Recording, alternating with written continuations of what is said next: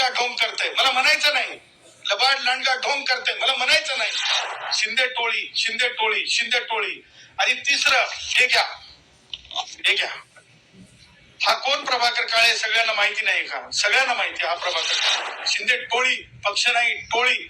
तर तशा प्रकारच्या म्हणजे नामकरणाची अधिकृत नामकरण तुमच्यावर करण्याची वेळ येऊ नये याची सुद्धा काळजी घेतली पाहिजे. एकनाथ शिंदे साहेब किंवा उपमुख्यमंत्री महोदय, मी तुम्हाला परत आज सांगत आहे, एकापाठ एक विषय बाहेर येत आहेत, उत्तर तर द्यावं लागत राहतील.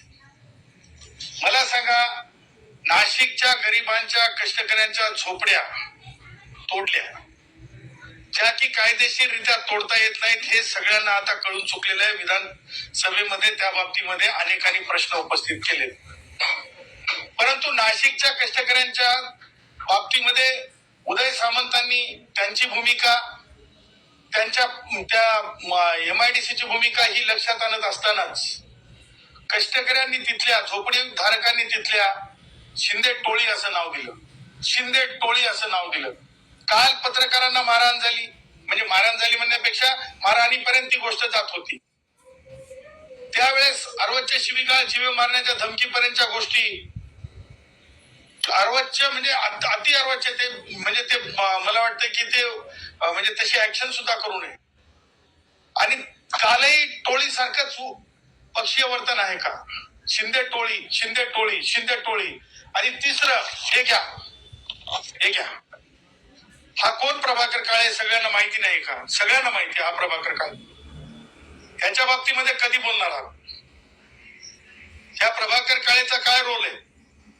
मग मला सांगा, ह्या अशा प्रकारे वसुल्या, त्याचबरोबर पत्रकारांना धमक्या, त्याचबरोबर गरिबांचे घर तोडणे, हे पॉलिटिकली आयडिओलॉजिकली फिट आहे का ही गोष्ट? जर ही गोष्ट पॉलिटिकली आयडिओलॉजिकली फिट नसेल, त्याचं कारणही हे आहे का? त्याचं कारण एकनाथ शिंदे ना मला प्रश्न विचारायचा आहे.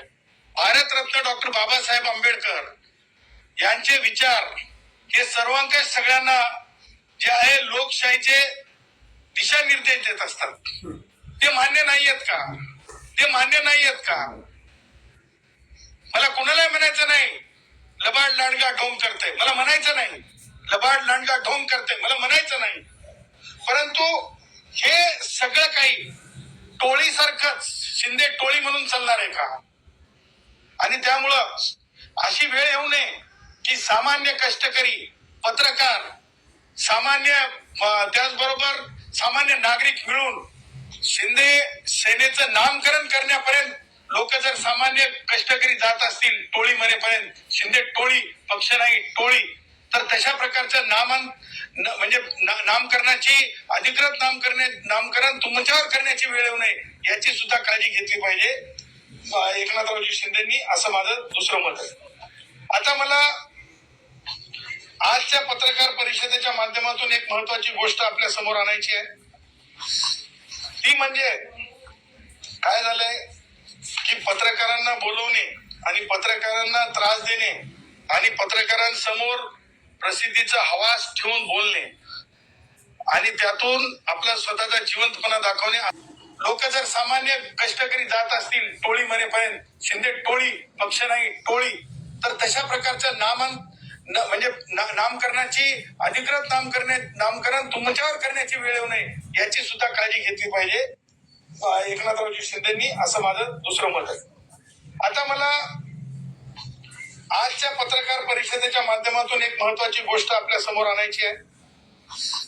ती म्हणजे काय झालंय की पत्रकारांना बोलवणे आणि पत्रकारांना त्रास देणे आणि पत्रकारांसमोर प्रसिद्धीचा हवास ठेवून बोलणे आणि त्यातून आपला स्वतःचा जिवंतपणा दाखवणे, असं काही लोकांना जे आहे म्हणजे ते अंगवळणी पडले.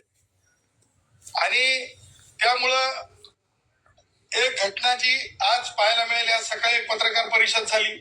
त्या पत्रकार परिषद